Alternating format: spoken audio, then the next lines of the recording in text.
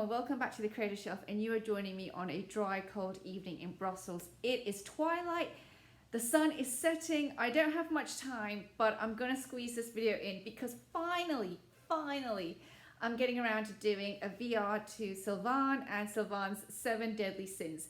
So this has been like a fantastic hashtag that Sylvain created. I will be linking him below, his video below, and I have to say, I've been watching other people's responses and just laughing, and the reason why I kind of like stalled when I saw that video, and then I stalled, was because I know the 7 Deadly Sins, and all I could think was, that's my whole shelf, like my whole tarot and oracle shelf. I'm like, how do I distinguish this? But anyway, for a bit of fun, I'm going to be giving my spin on it. I'm also adding in a few decks which don't really fall under one of those deadly sins, but I'm going to call them, as you might all know, there's this saying from Sex and the City, you know, it's the walk of shame. I'm going to call it the decks of shame because I'm like, what was I thinking when I bought them? So anyway, thank you for joining me this evening. I think my cat's loving this too. And let's get on with it. So the first deck that we have, okay, honey, okay, come on, time to go.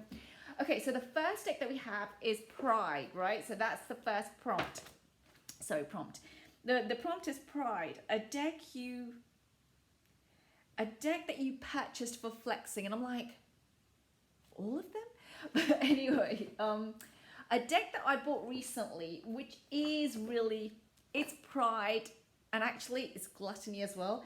But the deck that I have received just recently is the Majestic Earth. So yes, I finally managed to snag a copy of this. It was in its seventh final print run. This is a factory seconds. It's not actually, but anyway, I'm really grateful. Lisa Pappas of Supportive Tarot in her Facebook group, she actually mentioned, that's when she posted that they're going to do the final run of factory seconds. I saw the post literally, I think minutes after she'd posted it, and within like seconds it was like, click the link, check out, purchased, you know, PayPal, done. And it was already on its way to Brussels, I think within a few hours. So that's how fast I purchased this, and I have been wanting this for a really long time. I know many people already have it. I had kind of like given up on it, and I had decided, okay, honey, I can't pet you right now though. I know, honey, I've got to do this video for Sylvain. Okay. So anyway, I know many people have this deck. I didn't have it. I am definitely, as you all know by now, I am a runner. A deck that is based upon landscapes and scenes, right up my alley. It is so beautiful. It is still my most expensive purchase yet, I think. I know you're going to all laugh at this, but I actually keep a list of every single deck that I purchase and its price, and I actually keep also like a running total of how much I'm spending on tarot and oracle decks, not books, you know, like that's a separate category. So that's how much, like, I have to be really careful. And I think this is definitely falling into the most expensive, because even though it's a factory second and they did discount and everything, the cost of then having it brought over, and then I have to pay customs, and then the fees for processing the increase in tax, because we have to pay the tax anyway. But if the seller doesn't have an IOSS number, the Belgian authorities, whichever EU port, will process the papers, and they charge for that. That's why it becomes astronomical. So this deck definitely cost me a bomb, but I absolutely love it. It's gorgeous. I mean, you know, is it for flexing? Probably, yeah, because it's kind of like, oh, look at me, I've got the Majestic Earth. But I have to say, I don't really think like that. I just, yeah, it's just, I mean, it's definitely, there's pride there, but it's also just a deck that I absolutely adore. It's gorgeous. I'm not sure how I would read it really always as a tarot deck. I think it might fall more towards an oracle category, but just the images were just so gorgeous. Yeah, like, it wasn't like, I don't know, there was no kind of like hesitation of like, oh, do I want this or not? Like, I have checked every card in reviews, and then I've checked, of course, every card in this pack. And like, I don't think I saw a card in there that made me think, oh, I'm not sure about this. And I just to say also, right, this is a factory second, and if anybody's thinking about factory seconds, I think that like they're fine. Like, you know, if you want to save money and in the future there's a deck and it's factory seconds, you might want to consider it, because this I don't see anything wrong with it. Most of the time, I think apparently like the boxes have dings and stuff, and that's how they become factory. So I don't know. I didn't see anything wrong with it. It's beautiful. It's gorgeous. I love it. And I think there's a bit of pride there going on. I definitely see my kind of like a little bit of ego flexing for sure. And really loving it actually. But this I think does, you know, if somebody said like, you know, is this a tarot deck? I definitely would say that this is guilty of being one of those decks that I don't really think works that well as tarot. But I bought it because it was nice, basically. Okay, so the next thing is Greed, a deck that you don't love. What was this saying? Sorry, I just need to read my handwriting here. A deck you don't share with anyone. Sorry, a deck that I don't share with anyone. Again, a lot of my shelf I don't share with anyone.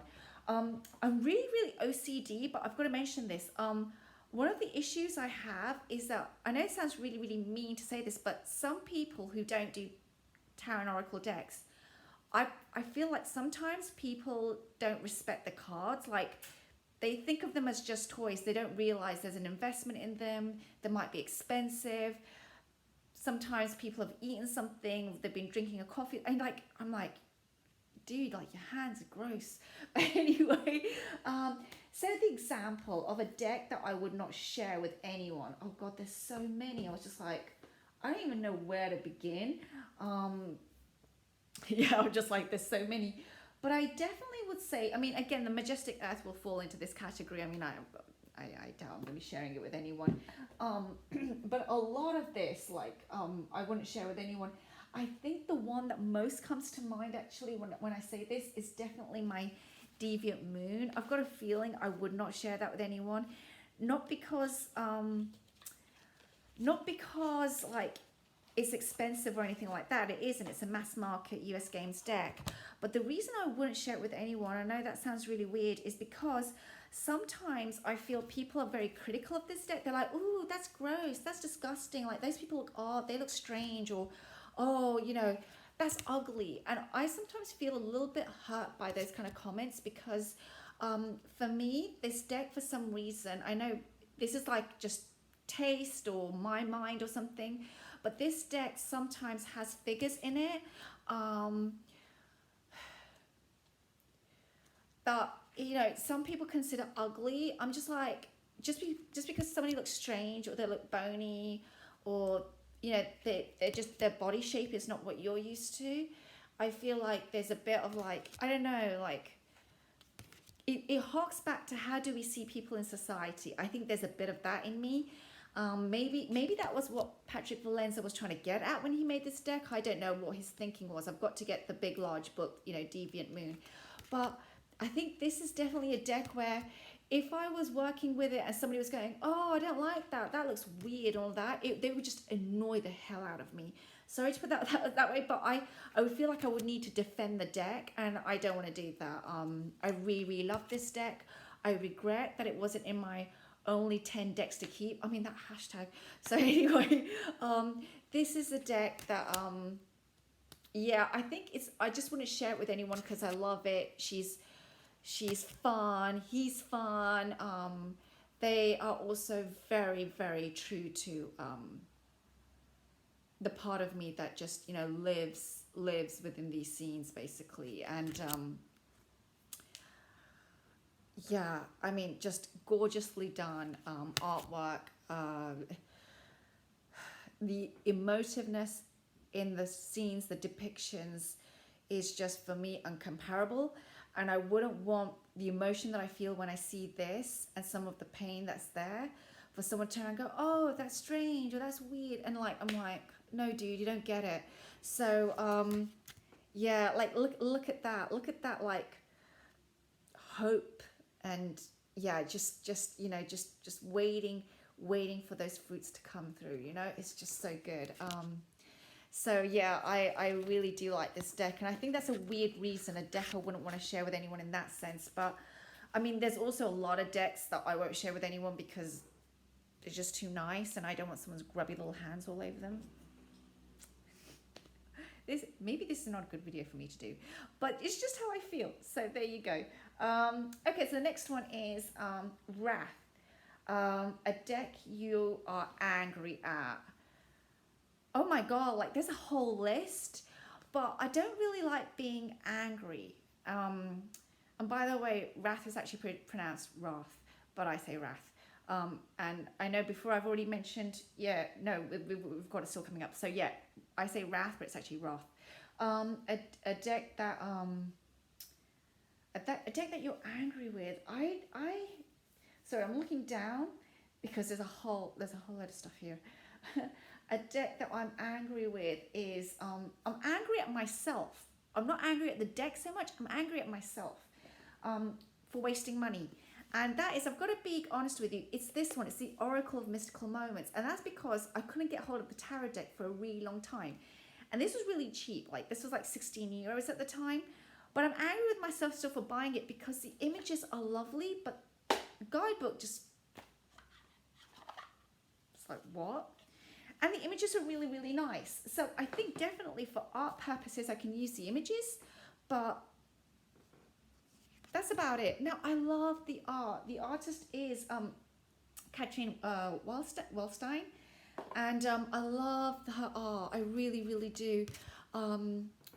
She's got this way of capturing that I don't know how to put it, like that movement, or I don't know what to say, but she's got a way of capturing things which I think is gorgeous. I don't know if it's for everyone, but I love it. Like this art, I think there's been several years where this art has been on journals and has been, you know, used by companies, you know, as decorative pieces. And I think that's why, because it harks back to like a period of my life, like when I've opened a journal or seen journals on shelves and stuff, it reminds me of like 2017, 2018, that period, 2016. And so I really, really find it so beautiful. But it just, okay, so let me find one which I think is a bit strange. I'll find one. Hang on.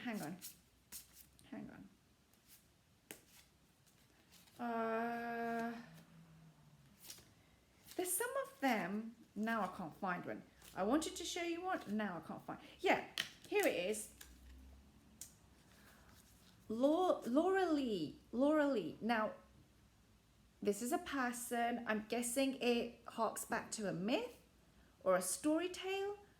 Laura Lee, or perhaps very specific to the culture, the Germanic culture. It means something. But if I go to number 31, Laura Lee, and what does it say? It says, power, responsibility, fate, and grace. So it's got to do with power, let me get the card. Power, responsibility, fate, and grace. You know, it's about choices. Does she want to continue on a journey? What does the mermaid decide? Which is great. The message then becomes great. It's about responsibility. It's about, you know, having that power. She has the power to decide the destiny of that ship. You know, with one flick of her tail, she can, you know, the whole boat can capsize, that kind of thing. I'm like, wow, that's an interesting message. I would not have got that though from that key word, key name. And I'm like really? So that's when I get a little bit annoyed. And then some of them, they just don't make sense that much. But I've got to still work with this deck and try it. You know, I think this deck will go really, really well with like a couple of decks that I do have. So, you know, I still want to try it, but I am annoyed, but I'm not angry at the deck. I'm angry with myself for not having checked it better. And I will say this till I'm blue in the face. I know it's 16 euros. It's not the end of the world. It's not 50 euros. It's not 100 euros. But, you know, it adds up. So I always try and, like, ask myself, like, was that worth it, you know? And I don't want to beat myself up, but I don't want to just fling it and just go, oh yeah, right, that's fine. You know, it's like, okay, make a note, and I can only just try and improve myself, right? That's the best I can do. So anyway, that was a deck that got me angry. I got angry with myself. That's the way I'm going to put it. Okay, envy. A deck you wanted because other people have it. Oh, look.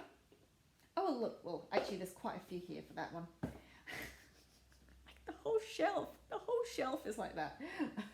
Okay, there we come. Here we come. There are 2 decks that fall under this category. Let's start with number 1. The sister to the Oracle deck. This was, now I just want to talk about why this falls under this category, was that US games this year have been really, really weird. And I think it's been going on for more than this year. The release dates don't match up, right, between US and Europe. We've all figured that out. What I think has happened, and not with this deck, but I think happened with the Tarot of Abyss, but I could be completely wrong, is that they had a release date for Europe, which was later than the US. It got sold out in the US, and I think they pulled some of the orders that had already been made for Europe for shipping out from platforms, and they basically restocked back in the US, the decks, or I don't know, basically the Europe consignments got reallocated to the US. This is not with this deck, sorry, I should say, it's with Tarot of Abyss. And because a lot of people's orders were cancelled, and then the decks were in the US, and it was just, and what really, really got to me, talk about anger, right? What really got to me was seeing people. Now, I didn't desperately want that deck. It's not like, oh my God, I missed it. It was like the best thing ever since sliced bread. But what really, really upset me was seeing on forums that deck, which had been bought at mass market for, I don't know, $30 US or whatever the price tag is, then trying to be resold for 100, 150, 200. We're looking at 200 euros. And that was like, I didn't feel good about that. I didn't feel good about the whole chain of events. Obviously, people can do what they like. They can resell as much as they like. But I'm putting it out there because if somebody has FOMO, especially in the Europe area, if they have FOMO, if they don't feel comfortable, because they want things and everybody's showing them off, that was the one that just was like, oh, come on, this is ridiculous. So this started to happen to this one as well, actually, by the way, because again, the dates are all over the place. This was a 6-month delay in the end for us, and then we finally got it. Now, I'm glad I've got it. It is a beautiful deck, but I have to say there was a lot of me wanting it because other people had it, and they were all showing it off and they were all talking about it. Now, I do love the deck. The edging is lovely. It's very, very slippery, but the images are gorgeous. I'm so in love with the art, but I'm a little bit wary of the guidebook. I don't know how else to put it. But the art is just sublime. I love it. It's very moody. It's, for me, there's of course a lot of Europe in it. Very moody, but it's absolutely stunning art. So these decks really for me are just kind of like pretty decks. Sorry to put it that way. But there's some things that I'm going to be doing in January, and it's going to be with another deck similar to this one actually. So I am going to kind of I know that there's ways I can use them, but it's just, this is a really good example of wanting something because everybody else has it. And in the same category actually, so I'm going to have to double up now. You can see I'm trying to make sure I get everything. Don't you all just hate it when you've done a whole showing and then you've got I don't know, a million gazillion decks sitting around and you have to still put everything away? So anyway, let me just try and clear this bit up. Okay, so the next one, is still in the same category. And yes, you've all seen it already actually. A deck that I bought because everybody else has it is the Marielle. One way around. The Marielle. Yep, I bought it because everybody else has it. I have not struggled with this deck, but I studied ancient Greece. I studied Greek mythology. I studied ancient Rome. Sorry, I can't get the words out. I've actually had some people say to me to be gentle with the deck, to not come at it from like the perspective of having studied that stuff, because yeah, yeah, if you're from that background, this deck is just... So I know everybody in the community loves this, so I've got to be careful because otherwise I'm going to get pulverized, I know. Yeah, I like the deck in terms of, you know, I appreciate the art. The art doesn't do, like, doesn't scare me or doesn't upset me or doesn't feel like, wow, like, or, ooh, there's something weird going on. None of that's happening to me. I've seen the deck a lot already because, of course, it's such a huge favorite for so many people. So there was nothing... Does this remind you of the Falocos Tarot? What's it called? One of that tarot deck, it just reminds me of that. So it didn't really do anything like that to me, but yeah, so I have to really go back and analyze the deck with the guidebook and then watch the videos that are relevant, because I need to understand what the author was thinking when she did this, because I've got some kind of like, yeah, some, you know, like the pens come out and notes were made of like, so it's not, it's like, this is a side of me that's a bit too picky, I think. So I've got to be careful, but I did buy it because everybody else had it, and I did save up for my birthday to get it. So it was quite interesting. And then as the story goes, it got lost in the post, and then another one was dispatched. So this is like the second one that was sent to me. So yeah, so you know, this is a really good example of where I've got to be careful, where just you know, following the crowd is not always the right thing for me to do, and it's a lesson. And because of that, I'm actually even more super cautious now, to be quite honest with you. But saying that, I don't think I've given this deck enough chance. Like I said, I need to really work with it, use it before I'm so giving a knee-jerk reaction, I think. So bear with me on this one. I think this is more of a 2022 percolating, like coffee. It has to percolate a little bit. Okay, moving swiftly on. So the next one is Lust.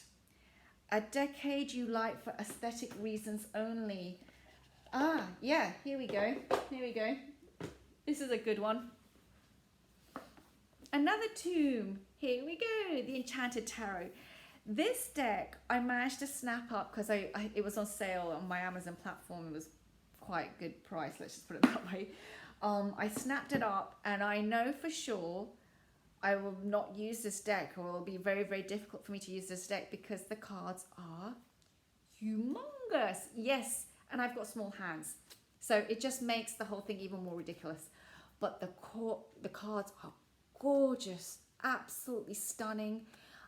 It's by, you know, I'll just mention the authors because here we are, Amy Zerner and Monte Faber. They've done quite a few decks now. They've got the most recent one is a Goddess Oracle that I've seen. Their art is beautiful, well worth checking out. The quality of the cards for here are not great, just want to point that out. But, you know, it's a gorgeous, gorgeous deck. I mean, look at the detail there.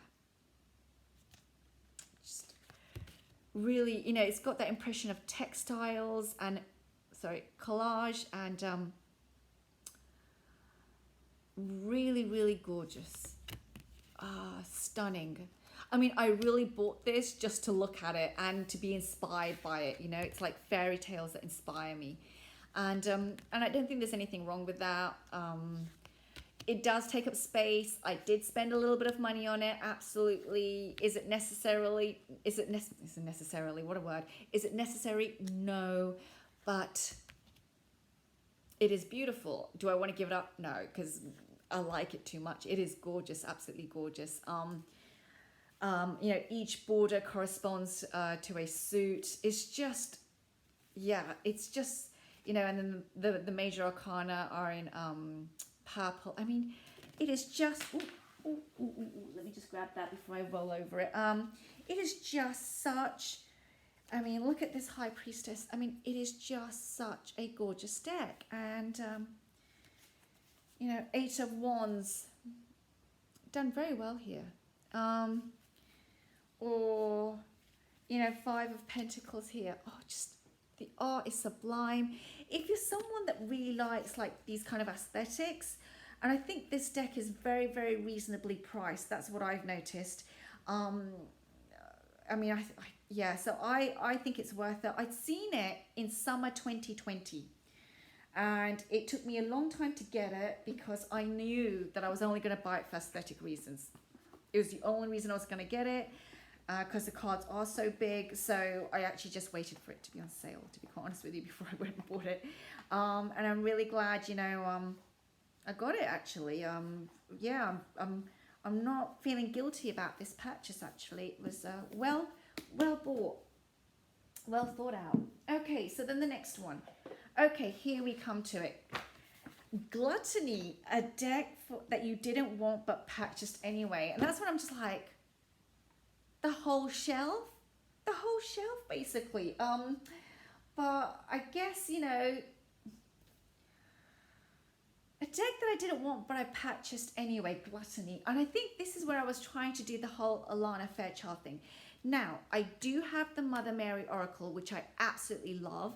Actually, at the beginning of this month, I've done it for Advent, for every Sunday leading towards Christmas. I'm pulling a Mother Mary Oracle card. So here's the, if anybody's guessing what is she talking about, this one. I'm pulling just a card from this for every Sunday. I'm not of the religion, just to be very clear, but I still like it. I love the sentiment. I love just lighting a candle, which is very pagan. It's weird. It's like I do every single kind of like ritual possible, right? It's like so me. But it's my mishmash. I'm a mishmash witch, basically. But yeah, I do pull a card from this on Sundays because it's just so lovely. And then I kind of like keep it where I can see it, like, you know, like an altar space, basically.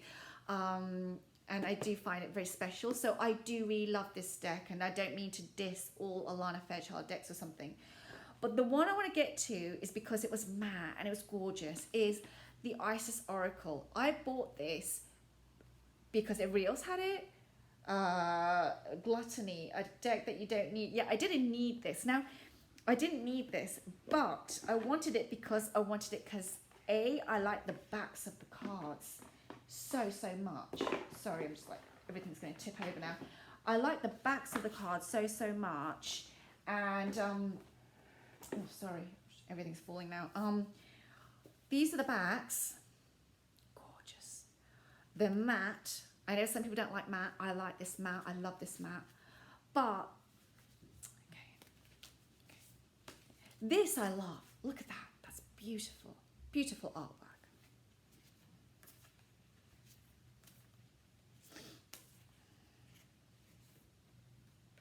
Beautiful artwork. Beautiful.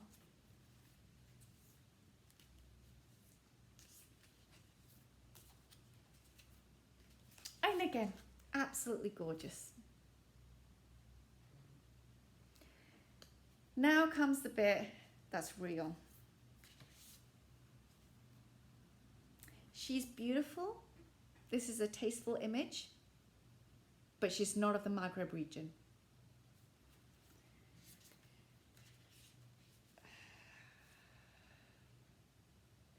And I have to say this, I'm not from that region, but sometimes the fact that the women are not reflecting the phenotype of that region really irks me actually. And I thought I could get past it, but I can't. There are beautiful women from that region. Why are their faces not used? And it upsets me, and something that I've been wanting to say is, it's going to sound really, it's harsh, but sometimes the artist really needs to know what the people of that region look like and using models of that region. And if they find that difficult, then it needs rethinking, because I'm not from that region, but I think it can be insulting. And the stuff that I don't like, honestly, which I've had to really be clear with myself about, is sometimes they look like, I'm not joking, we could put a little calendar at the bottom. They look like pin-ups, you know? And I'm like, I know it's meant to represent women as strong and powerful. We are in control, we can do it. And I really applaud that. I genuinely mean it. I'm someone to the core that believes that we need to, as a woman, I really, really stand up for empowerment and empowerment of other women as well, very much so. But I sometimes question decks where, you know, there's like thrusting bodies and stuff like that, because I'm like, you know, is this really about empowerment, or is it about a form of seduction and then using our sexual powers? And I'm like, which way am I going here? And that's where it's really been a struggle for me. I mean, the artist is awesome, but I wish the models had been done, the models had been from the right region. And I do think that we need to look at how we represent women, you know. And so sometimes, I mean, like, that looks beautiful. I'm not talking about her face, I'm talking about the background actually more than anything. But you know, just you know, beautiful art, but I've struggled with this one. And at the same time, you know, Alana Fairchild can write well, but, you know, some people have said also, does it really relate to like the oracle of Isis, the actual, the goddess Isis, her beliefs, her messages? And I question that as well. You know, that I'm not a huge fan of, so just got to be honest with you there. But saying all of that, you know, and the other thing is, sorry, before I come off that tangent, is one thing I hear a lot is about channeling.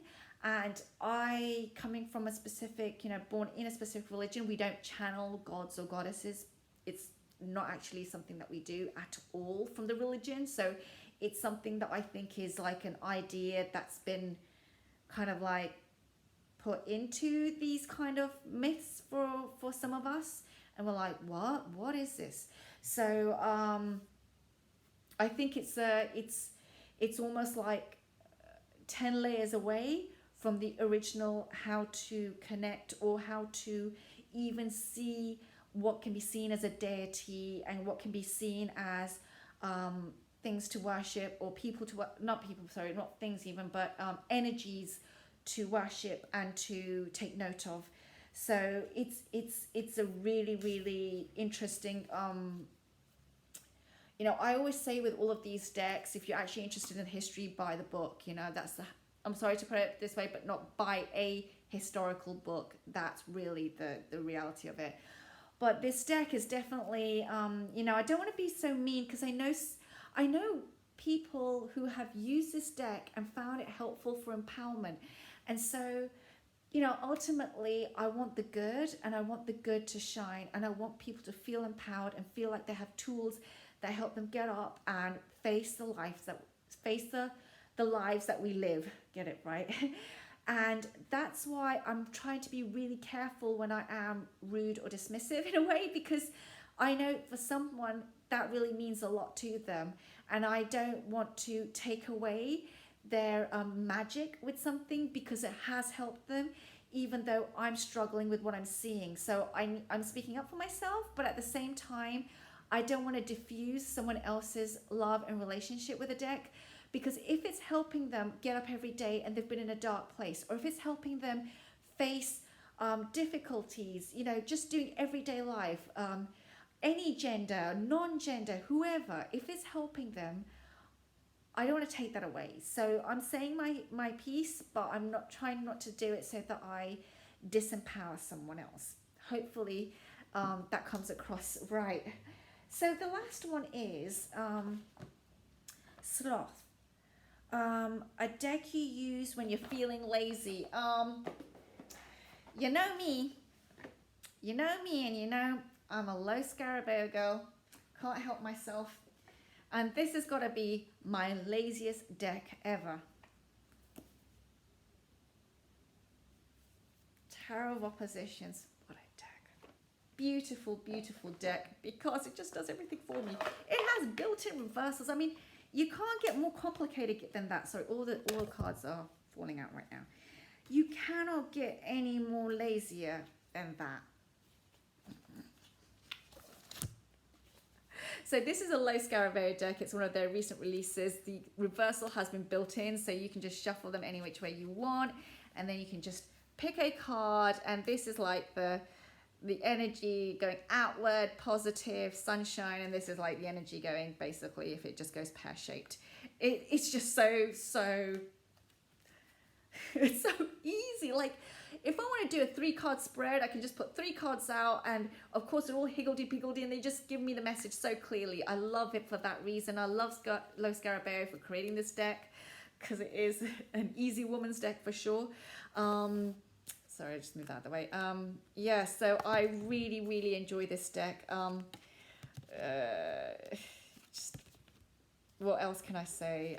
I've had a lot of fun with it already. It's sat on my desk since I've bought it, so I think that's a good sign for using a deck when it just sits on my desk all the time, and I do pick a card every now and then from it just to look at it. It's also a great study deck. If you want a deck to study, especially of course with the reversals, this is it. Like, it cost what, 20-25 euros? It's mass market. I think it's really worth the money. Even if you buy it and then you want to pass it along later on, I think that's an investment. So anyway, I mean, look at that 8 of Cups, you know. This is him walking away towards a brighter future, but if he's not careful, he's actually walking to a more miserable future. So, you know, it just does it so well. 3 of Wands, you know, planning going forward, you know, and here he is, you know, they're all broken and he's not going anywhere.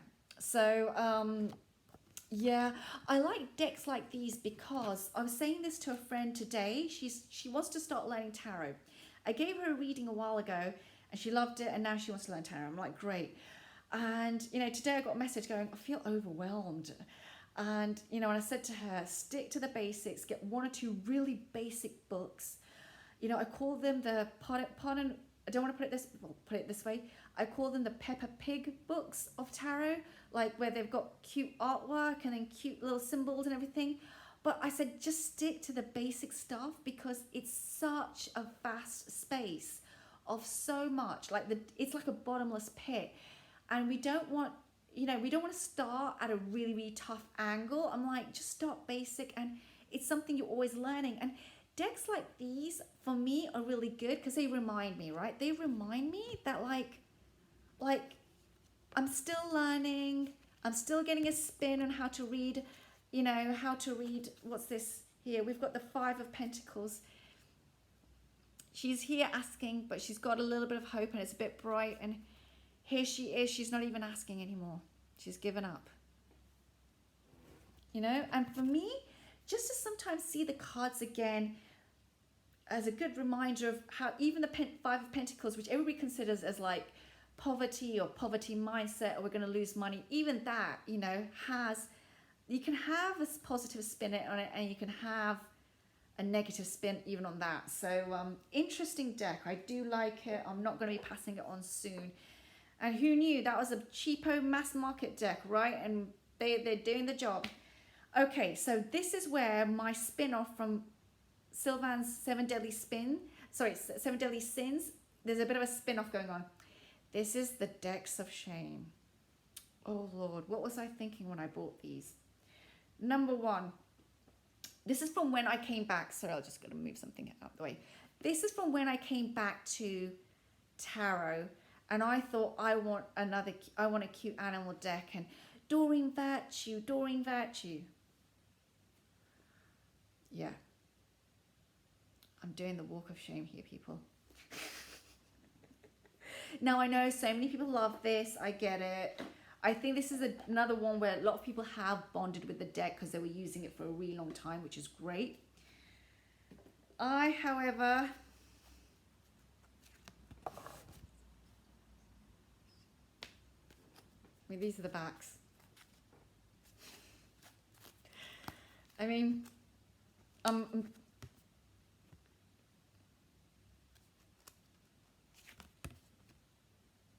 maybe I need to give it time, but there's something about this that's just too cheesy for words. And it's pretty and it's gorgeous, and I need to give it that time, but sometimes I'm a bit like, there are animal decks that might do this a bit better now these days, but yeah. But hey, I still have it for posterity, right? But you know what? I'm being a bit mean here. I know some people love this deck, and if you do, I'm glad for you in that sense. And by the way, actually really want Radley Valentine's latest deck, so it's not like I'm anti these kind of decks. Some of them are really nice. I really want it. I've seen Sylvain do already a discussion on that Angel deck, which I really liked, and I've seen another tarot tuber do a comparison between the two Radley Valentine. There's Angel Wisdom, and then there's the Angel Tarot, and they've done the comparison because they're very similar decks released within a year of each other, and they did a really good comparison. So I really like those decks. It's just this one, there's something about it that's like, and now like I'm looking at it again, I'm thinking I've been a bit harsh, because that's pretty, that's really pretty. So I'm learning. Okay, this is the deck that has got me really cringing, because I came back to tarot and I bought it because I thought, oh, maybe this will help me as I reacquaint myself. Yeah, exactly. It's another Colette Baron read. I actually just realized they're both Colette Baron reads.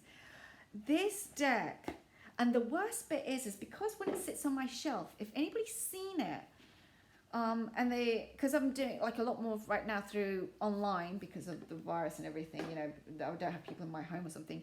But if anybody sees that I've got the good tarot, if they hear or something like that, they're like, oh, especially I'm referring to people who don't do tarot, who might ask me for a reading.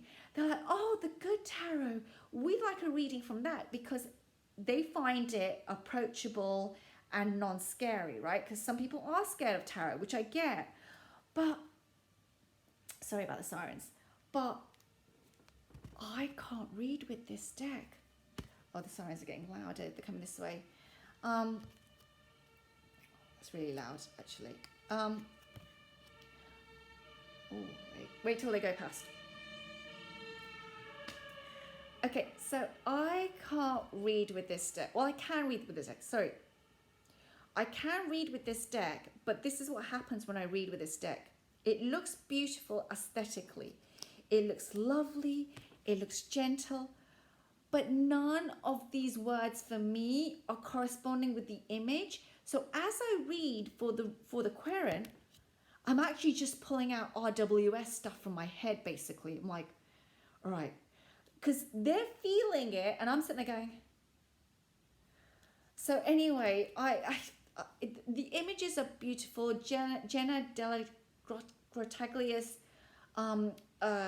work is really lovely here. I'm not anti her work. I'm not anti CBR either. As you know, I have I have one or two of her decks that I do like, actually. But like this, you know what it is? I feel like the oracle stuff is where I find that's where this stuff shines the brightest, is in the oracle realm. When it steps into the tarot realm, for me, it's just like I'll show you one here.